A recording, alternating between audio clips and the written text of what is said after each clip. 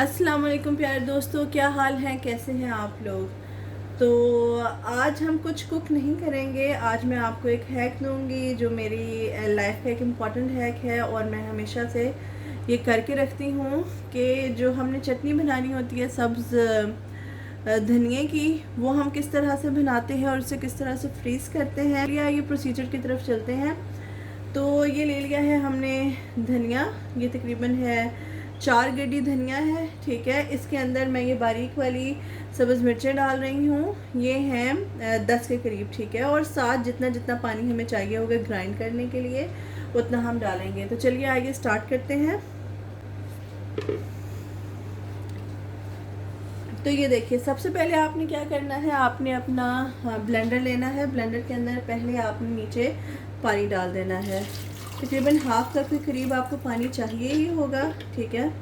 उसके अंदर हमारे चली जाएंगी नीचे 9 के करीब ये ग्रीन चिलीज़ हैं। ये काफ़ी स्पाइसी हैं।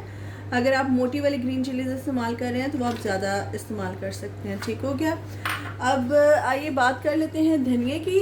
धनिया मैंने 4 गड्डी धनिया लिया था और इस धनिए को आप देख सकते हैं, इसके जो ये डंठल हैं वो भी साथ ही हैं। जब हमने ग्राइंडर के अंदर ये ग्राइंड करना होता है तो आप डंठल साथ रखा करें, क्योंकि इनके बहुत बेनिफिट्स होते हैं, ठीक है। जब अगर हमने हवन दस्ते के अंदर करना होता है ना ग्राइंड, तो फिर ये बहुत अच्छी तरह से ग्राइंड नहीं होते, क्योंकि हमने ये कूटना होता है, तब हम पत्ते पत्ते इस्तेमाल करते हैं, ठीक है। तो कोशिश यही किया कीजिए कि इनके जो ये ब्रांचेस हैं या जो इनका ये स्टॉक है उसके साथ ही आप इसे यूज़ करें, ठीक है। तो मोटा मोटा मैंने इसे साफ़ करके अच्छी तरह से पानी के अंदर भिगो के इसे निचोड़ लिया और फिर हमने ये बाहर निकाल लिए, ठीक है। अब हम क्या करेंगे, इसको भी अंदर ऐड कर देंगे, थोड़े पहले डालेंगे, बस इतना। और ऐसे करके हम ग्राइंड करना स्टार्ट करेंगे। जब इसका लिक्विड हो जाएगा तो फिर हम आहिस्ता आहिस्ता मज़ीद ऐड करेंगे।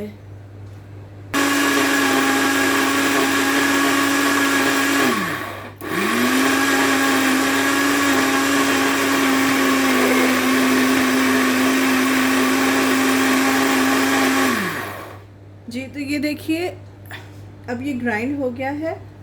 अब हम इसके अंदर मज़ीद ऐड करेंगे, ठीक है।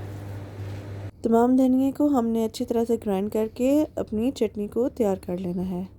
ये देखिए हम इस ट्रे के अंदर डालेंगे, डाल के इसे जो सा वो फ्रीज़ करने के लिए रखेंगे। और जब फ्रीज़ हो जाएंगी तो इसे यूँ टुकड़ियों को निकाल लेंगे। 2 टुकड़ियाँ निकाली, माइक्रोवेव के अंदर 10 सेकंड के लिए गर्म की और बीच में डाली हमने हमारी नमक हाफ़ टी स्पून के करीब, साथ ही डाला दही, तो हमारा रायता फ़ौरन हो जाएगा रेडी, ठीक है। तो ये तो यूजुअल मेथड है। एक और चीज़ मैंने आपको बतानी थी, सम टाइम ये आपके ट्रे जो से वो फारिग नहीं होते, आपने बर्फ़ बनाई होती है, तो अगर ऐसी कोई सिचुएशन है तो उसमें आपने क्या करना है वो भी मैं आपको भी बताती हूँ।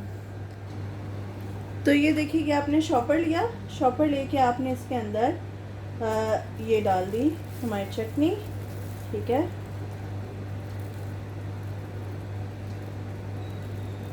चटनी अच्छे से डालने के बाद अब आप क्या करेंगे, इसे ये देखिए यूँ करके टाइटली इसे आप कर लेंगे बंद, ठीक है।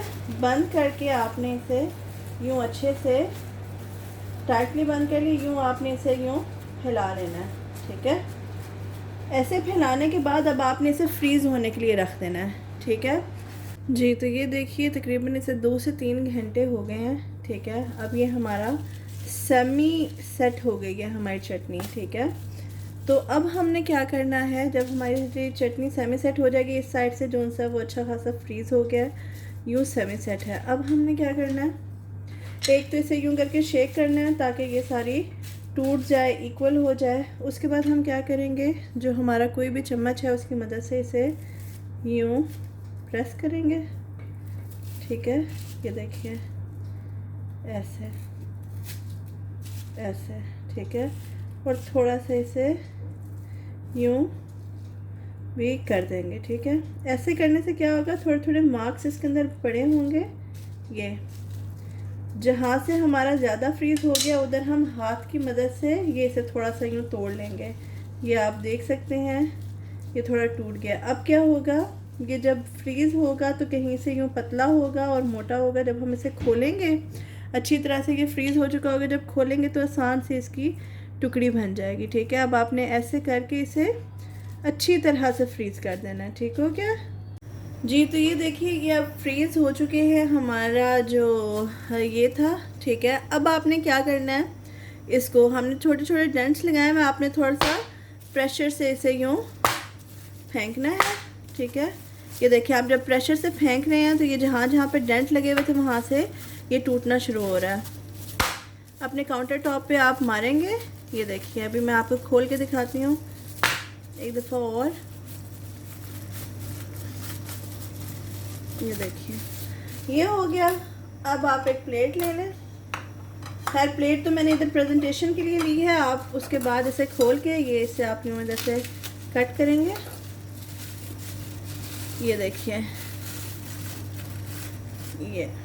ये सब के सब आप ये देखें, इसके पीसेस जो से हैं आप अब निकाल सकते हैं।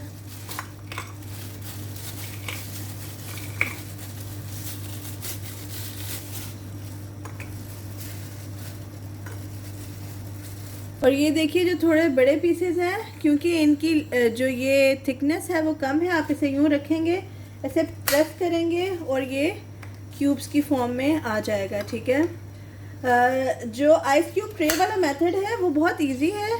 ठीक है, और बहुत खूबसूरत भी है, लेकिन उसके अंदर एक मेन प्रॉब्लम क्या आ जाती है आपको कि सम टाइम आपका आइस क्यूब जो सा है वो अवेलेबल नहीं होता। ठीक है, और दूसरा आइस क्यूब के अंदर ट्रे के अंदर जो सा है वो भी लग जाते हैं, क्या नाम है, ये ग्रीन से मार्क्स आ जाते हैं। ठीक है, तो ऐसी सूरत में अगर आप किसी बाउल के अंदर डाल के रखते हैं या कुछ इस तरह से करके रखते हैं तो फिर वो ज़्यादा मोटी थिकनेस आ जाती है। मोटी थिकनेस आ जाती है तो फिर आप उसे इजीली कट नहीं कर सकते। इस वजह से आपको शॉपर का मेथड बताया है, क्योंकि वो एक्सपेंसिव भी नहीं है, जगह भी पतली घेरेगा, और आप देखेंगे आपके पास परफेक्ट क्यूब्स आ गए हैं। ये दोनों मैं इधर रखती हूँ। ये देखिए, अब इन दोनों को आप जो सा वो अपने फ्रीज़र के अंदर रख दें और फ्रीज़ कर दें। बस जिस वक्त आपने इस्तेमाल करना है उस वक्त आपने डालना है थोड़ा सा नमक, बीच में डालनी है दही, और इसको जो सा आपने या तो आप आधा घंटा पहले जो सा वो निकाल लें, अदरवाइज़ आप 15 to 30 सेकेंड के लिए इसे डीफ्रॉस्ट करें ओवन के अंदर, और फिर आप बीच में दही ऐड कर दें। आहिस्ता आहिस्ता जो सा इसका वो बीच में मिक्स हो जाएगी और आपका रायता बिल्कुल रेडी है विदिन 5 मिनट्स। तो चलिए, अपना रखिए ख्याल, दुआओं में रखिए याद। मिलते हैं किसी और रेसिपी में, तब तक के लिए अल्लाह हाफ़िज़। Do like, share and subscribe my channel. Thank you.